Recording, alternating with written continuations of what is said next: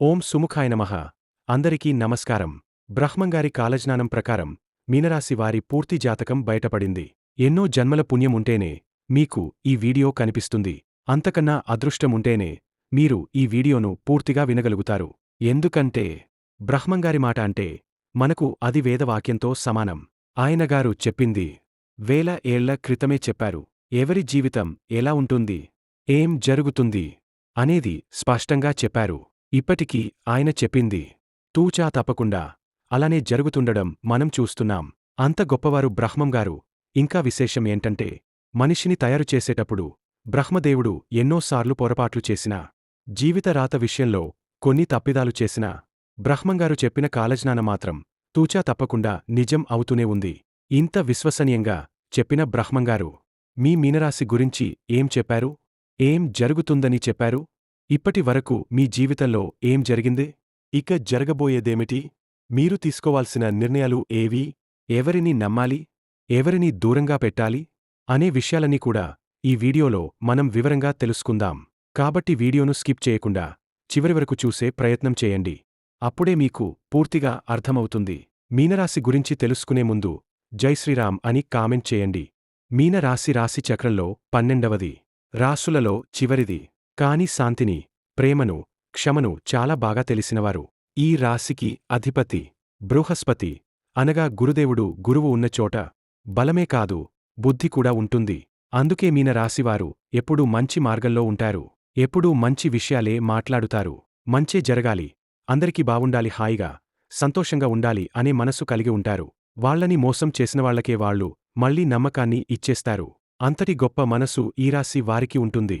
ఎందుకంటే వీళ్లకు గాయం కంటే గాయం ఇచ్చినవాడు ఎందుకు అలానే మారిపోయాడో అనేదాని గురించి ఎక్కువ ఆలోచిస్తారు. ఎంత బాధ ఉన్నా కూడా బయటకేమీ చూపించరు. వాళ్ల నవ్వు వెనక ఎంత బాధ ఉంటుందో అది భగవంతుడికే తెలుస్తుంది. మాటలు స్వచ్ఛంగా ఉంటాయి కాని వీళ్లల్లో అంతులేని ప్రేమ ఉంటుంది. ఒక్కసారి వీరి మనస్కు ఇది నాది అనిపించింది అంటే జీవితాంతం దాన్ని వదలరు. వాళ్లు ఎవరితోనైనా స్నేహం చేస్తే అది జీవితాంతం ఉంటుంది. వీరికి ఉండే జాలి, క్షమ గుణం చూసి చాలామందికి అసూయ కలుగుతుంది. ఎవ్వరినీ ద్వేషించరు, ఎవ్వరినీ చిన్నచూపు చూడరు. కాని వీరిని మాత్రం ఎవరైనా బాధపెడితే మాత్రం మనసు తట్టుకోలేనంతగా బాధపడతారు. వీరికి మోసం చేయడం తెలియదు. వీరి మనసు బంగారంలా స్వచ్ఛంగా ఉంటుంది. మనదేదో మనకున్నదేదో మన బ్రతుకు మనం బతుకుతున్నాం. కాని మనకులాగా అందరూ ఇబ్బంది పడకూడదు అని ఎవరికి ఉన్నది వాళ్ళు అనుభవిస్తున్నారు అని ఒక్క మాటలో తీసి పడేస్తారు. కాని ఎవరిమీద కూడా వాళ్ళు పడి ఏడవరు. ఎవరి గురించి కూడా తప్పుగా ఆలోచించరు, తక్కువగా ఆలోచించుకోరు. అయితే వీరి మనస్తత్వం ఎలా ఉంటుందంటే జాలి మనస్తత్వం అనేది ఉంటుంది. వీరి ఎదురుగా ఎవరు ఇబ్బంది పడుతున్నా కూడా తట్టుకోలేరు. ఒక మాటలో చెప్పాలంటే వారి యొక్క శత్రువులు ఇబ్బంది పడుతున్నా కూడా వీరిది బాగా కరిగిపోయేటువంటి మనసు ఉంటుంది. అలా కరిగిపోయి వాళ్లకి ఏదైనా సహాయం చేయటము, వాళ్లకి ఏదైనా సలహాలు ఇవ్వటము, అలా క్షమించే గుణం అనేది మీన రాశివారిలో పుష్కలంగా ఉంటుంది. అలాగా వీరిది నిర్మలమైనటువంటి మనస్సు. అందులో ఈ మీన రాశివారిది జలతత్వం కలిగినటువంటి రాశి. జలం అంటే నీరు, నీరు అంటే పవిత్రత, శుభ్రత, పారదర్శకత. అలాగే మీనరాశివారి స్వభావం కూడా ఇలానే ఉంటుంది. మీన్ రాశికి గుర్తుగా ఎదురుదురుగా ఉన్న చేపలు ఉంటాయి. ఎందుకంటే ఈ రాశికి ప్రాణం లాంటిదే నీరు. నీటిలోనే బతికే జీవులు చేపలు కూడా. నీళ్లల్లో ఉండే చేపను బయటకు తీస్తే ఎలా గెలగెల కొట్టుకుంటుందో అలాగే మీన రాశివారు కూడా తమ గుణాలను, స్వభావాన్ని వదిలిపెట్టలేరు. వాళ్ల మంచి మనసు, మానవత్వం ఎప్పుడు వాళ్లని అంటిపెట్టుకుని ఉంటుంది. ఇలా చూసుకున్నా వీరు నీటిని బాగా ఇష్టపడతారు. మీరు ఎప్పుడైనా గమనించారా, చెట్లకు నీళ్లు పోస్తూ గార్డెన్ దగ్గర ఎక్కువగా కనిపించేవాళ్లే ఈ మీనరాశివాళ్లు. ఇంట్లో ఏదైనా పని శుభ్రంగా ఉండాలంటే నీళ్లతో కడగాల్సిందే అన్నట్టుగా ఉంటారు. ఇదే విధంగా వారి మనసు కూడా అంతే శుభ్రంగా, స్వచ్ఛంగా ఉంటుంది. నీరు అంటే శక్తి, ప్రాణశక్తి, ఆరోగ్యం, సంపద. అదే రీతిగా మీన రాశివారు మంచి మనస్సుతోపాటు జీవితంలోనూ ధనం, మంచి ఆలోచనలు, మంచి లైఫ్ సైకిల్ కలిగి ఉంటారు. ఇంకో విషయం ఏంటంటే చేపలు అంటే లక్ష్మీదేవి రూపం అని చెబుతారు. మన ఇంట్లోనూ కొంతమంది ఫిష్ ట్యాంక్ పెట్టుకుంటారు ధనాకర్షణ కోసం. అంతేకాకుండా కలలోనైనా చేపలు కనిపిస్తే అదృష్ట సూచన అంటారు. నిజంగా చెప్పాలంటే నీరు ఎప్పుడు దారి మళ్లదు. ఏదైనా అడ్డుగా వస్తే దాన్ని తప్పుకుని వెళ్తుంది, కాని ఆగదు. అలాగే మీనరాశివారు కూడా ఎన్ని వడిదుడుకులు ఎదురైనా తమ మంచితనంతో ముందుకు వెళ్లగలుగుతారు. శాంతితో, జ్ఞానంతో జీవిస్తారు. వీరిలో కొంతమంది కోటేశ్వరులు ఉండవచ్చు. కొంతమంది లేని వారు కూడా ఉండవచ్చు. కాని వీరి దగ్గర ధనం అయితే మాత్రం ఎంతో కొంత ఉంటూనే ఉంటుంది. అంటే వీరు ప్రత్యేకంగా పొదుపు చేసుకోకపోయినా సరే, వీరి అవసరాలు మాత్రం ఎప్పటికప్పుడు తేలికగా తీరిపోతూ ఉంటాయి. అది ఈ రాశికి ఉన్న గొప్ప అదృష్టం. ఇప్పుడు ఎవరైనా ధనం సంపాదించుకునేది ఎందుకంటే, వాళ్ళ అవసరాలు తీర్చుకోవడం కోసం. ఎవరి దగ్గరికి వెళ్లి దేనికి ఇబ్బంది అనేది రాకుండా ఉండటం కోసము. అలాగా ఈ మీన రాశివారికి ఎప్పుడు కూడా చిన్న వయస్సు దగ్గర నుంచి చేతిలో డబ్బులు అనేవి, అలాగే వీళ్లకి వెనకమాల స్థిరాస్తులు కూడా ఉండకపోవచ్చండి. అంటే కొంతమంది స్థిరాస్తులు ఉన్నవాళ్లు ఉంటారు. కొంతమంది లేని వాళ్ళు ఉంటారు. లేని వాళ్ళకైనా సరే ఏదో ఒక రూపంలో ఆ దైవం వీరికి ఏదైనా అవసరముంటే ఆ అవసరం అనేది గట్టెక్కించేస్తారు. అది వీరి యొక్క అదృష్టంగా చెప్పుకోవచ్చు. కాబట్టి ఈ మీన రాశివారు అదృష్టం కలిగినటువంటి వ్యక్తుల్లో వీరిని ఒకరిగా చెప్పుకోవచ్చు. వీరి చేతితో ఎవరన్నా ఏదైనా ఒక పని మొదలుపెట్టినా కూడా వారికి కూడా బాగా కలిసివస్తుంది. అలా కలుసుబాటు వ్యక్తులుగా కూడా చెప్పుకోవచ్చు. అయితే వీరికి కలుసుబాటుగా ఉంటుందా అంటే మాత్రం వీరికి అంత కలుసుబాటుగా ఉండదు. వీరి చేయి నలుగురికి కలిసి వస్తుంది కాని వీరి చేత్తో వీరికి మాత్రం అంత కలుసుబాటు అనేది ఉండదన్నమాట. అలాగే వీరికి కష్టాలు కూడా చాలా ఎక్కువగా ఉంటాయి. వీరికి చిన్నప్పుడు అంటే బాల్య జీవితం ఏదన్నా అంటే తెలిసి తెలియని వయసులో కాస్తో కూస్తో సంతోషాన్ని ఇచ్చినా పెద్దైనాక వైవాహిక జీవితంలో మాత్రం చాలా రకాలైనటువంటి కష్టాలు ఉంటాయన్నమాట. కష్టాలతో, ఆర్థిక సమస్యలతో, అప్పుల సమస్యలతో, ఇంకా ఇంకో మాట చెప్పాలి అంటే ఉన్నవి కూడా అమ్ముకుంటారు, ఉన్నవి కూడా పోగొట్టుకుంటారు అని చెప్పుకోవచ్చు. మీ రాశి వాళ్ల జీవితంలో వైవాహిక జీవితం అనేది తక్కువ మందికి వరంగా అనిపించవచ్చు. కానీ చాలామందికి అది ఓ పెద్ద పరీక్షగా మారుతుంది. కొందరికి బాగుండవచ్చు, కానీ చాలామందికి భాగస్వామితో అనవసరమైన తేడాలు, గొడవలు, కలహాలు ఎప్పటికప్పుడు మనశ్శాంతిని దూరం చేస్తుంటాయి. ఇంట్లో భాగస్వామి అంటే భర్త చెప్పిన మాట వినకపోవడం, లేదా భార్య చెప్పింది భర్త పట్టించుకోకపోవడం, ఆ గ్యాప్, ఆ అపార్థాలే ఇద్దరి మధ్య మాట పట్టింపులు తీసుకురావచ్చు. కొంతమంది వైవాహిక జీవితంలో చివరికి విడాకులు తీసుకునే స్థితికి చేరుకుంటారు. కాస్త ముందుకు వెళితే పిల్లల భవిష్యత్తు కోసమే ఓ నిర్ణయం తీసుకుంటారు. కానీ లోపల మాత్రం చిన్న చిన్న మాటలతో మానసిక ప్రశాంతత లేకుండా ఉంటారు. చుట్టూ మనుషులుంటారు. కానీ మనసు ఒంటరితనాన్ని అనుభవిస్తుంది. ఎవరికీ చెప్పుకోలేని బాధలు, ఎవరూ చూడని కన్నీళ్లు. ఎప్పటికప్పుడు ఇది తప్పా? నేను తప్పా? నేనేం తప్పు అనే ప్రశ్నలు ఆలోచిస్తూ ఉంటారు. ఇలాంటి స్థితుల్లో మనసు దేవుడిని ప్రశ్నించేసే స్థితికి వచ్చేస్తుంది. అసలు దేవుడున్నాడా? ఉంటే ఇలా ఎందుకు చేస్తాడు? మనం ఏం పాపం చేశాం? మా బాధలు ఎందుకు తగ్గడంలేదు? అలాంటప్పుడు ఏదో ఒక ఆశ, ఒక ధైర్యం మనల్ని నిలబెడుతుంది. అదే మీనరాశి వారి గొప్పతనం. ఈ రాశికి ఉండే గొప్ప లక్షణం ధైర్యం. అదే వాళ్లను తిరిగే నిలబెడుతుంది. అందరూ వదిలేసినా వాళ్లు తమను తాము వదిలిపోరు. ఏకాకి అయినా, కన్నీళ్లతో అయినా వాళ్లు ముందుకు నడుస్తారు. బాధలోనే నిజమైన ప్రేమంటే ఏమిటో, బాధల్లోనే నిజమైన బలం ఏమిటో నేర్చుకుంటారు. ఈ జీవితం మొత్తాన్ని చూసిన తర్వాత వాళ్లు ఇంకా బలంగా మారతారు. ఆత్మవిశ్వాసంతో మిగతావారికి దారి చూపగల స్థాయికి మీనరాశివారు ఎదుగుతారు. అలాగే మీనరాశివారు వీరి జాతకం ప్రకారం ఎదుటివారికి సలహాలు బాగా ఇస్తారు. అంటే వీరితో ఎవరైనా సరే స్నేహపూర్వకంగా కలిసిపోగలుగుతారు. చిన్న పిల్లల దగ్గరనుంచి పెద్దవారి దాకా కూడా ఎదుటివారికి నచ్చేలాగా, ఎదుటివారిని ఆకట్టుకునేలాగా వీరి మాట తీరు ఉంటుందన్నమాట. ఎక్కువగా ఎదుటివారికి సలహాలు ఇస్తూ ఉంటారు. అలాగే వీరి సలహాలు ఫాలో అయిన వాళ్లు చాలా వరకు బాగుపడే అవకాశాలు అనేవి ఉంటాయి. ఎందుకంటే కడుపులో ఎటువంటి కల్మషం లేకుండా వాళ్ళు బాగుండాలని ఒక సలహా అనేది చెప్తూ ఉంటారు. కాబట్టి వీరి సలహాలు తీసుకోవడం వలన చాలా వరకి కూడా అవతల వాళ్లకి లాభం అనేది జరుగుతుంది. అయినా వీరి సలహాలు తీసుకుని చివరికి మళ్లీ వీరిమీద నిందలు వేసే అవకాశం అనేది ఉంటుంది. అంటే వీరిని ఎక్కడా కూడా మంచిగా చెప్పకపోవడం, ఇలాంటివి జరుగుతా ఉంటాయి. అవమానాలు, నిందలు ఇలాంటివే ఎక్కువగా ఉంటూ ఉంటాయి. అవన్నీ కూడా వీరికి తెలుసు. అన్నీ అర్థం అవుతాయి. అయినా సరే వీరికి ఉన్నటువంటి మంచి మనస్తత్వం వల్ల మళ్లీ ఎప్పటికప్పుడు క్షమించేసి మళ్లీ వారితో కాస్త మాట్లాడంగానే మళ్లీ ఏదైనా సలహాలు ఇవ్వటము, చేయటము ఇట్లా కలిసిపోతూ ఉంటారు. అయితే వీరిలో ఉన్నటువంటి ఒక పొరపాటు, వీరు చేసే ఒకే ఒక పొరపాటు ఏంటంటే వీరికి కోపం అనేది బాగా ఉంటుందన్నమాట. అంటే వీరిని ఎవరన్నా ఏదన్నా బాధలో ఉండి ఒక మాట అన్నా, లేకపోతే మామూలుగా అన్నా అస్సలు తీసుకోరు. ఒక్కమాట ఎవరన్నా ఏదన్నా వీరిని అంటే మాత్రం అవతల వాళ్లకి నరకం అంటే ఏంటో చూపిస్తూ ఉంటారు. కాబట్టి అలాంటివి మీరు మానుకోవాలి. ఎందుకంటే ఆ ఎదుటివారు ఊరకనే అంటే పడొద్దు. కాని వారు కూడా ఒక బాధలో ఉండి ఒక మాట అన్నప్పుడు మాటే కదా, ఆ మాట వల్ల మనకు వచ్చే నష్టం ఏమీ లేదు కదా. వాళ్ళంత బాధలో ఉన్నప్పుడు ఒక మాట అన్నప్పుడు మాటనే తీసుకోలేకపోతే పడేవారి బాధ ఎలా ఉంటుంది అనేది ఒకసారి ఆలోచించాలి. కాబట్టి కొంచెం కోపం అనేది తగ్గించుకొని మీరు కూడా కాస్త ఎదుటి వారితో అర్థం చేసుకోవాలి. అంటే చాలా వరకి మీరు అనుకుంటూ ఉంటారు, మేము ఎంతో చేశాము, ఎంతో చూశాము అయినా సరే మాకేంటి బాధలు అని చెప్పి మీరు అనుకుంటారు. మీరేంటంటే ఆ ఒక్క మొండి పట్టుదల, అంటే కోపం ఎక్కువగా ఉంటుంది. అలాగే మొండి పట్టుదల, మీరు పట్టిన కుందేలుకి మూడే కాళ్ళు అంటే అవతల వాళ్ళు కూడా మూడే కాళ్ళు అని అనిపించుకోవాలని చెప్పి అనుకుంటారు.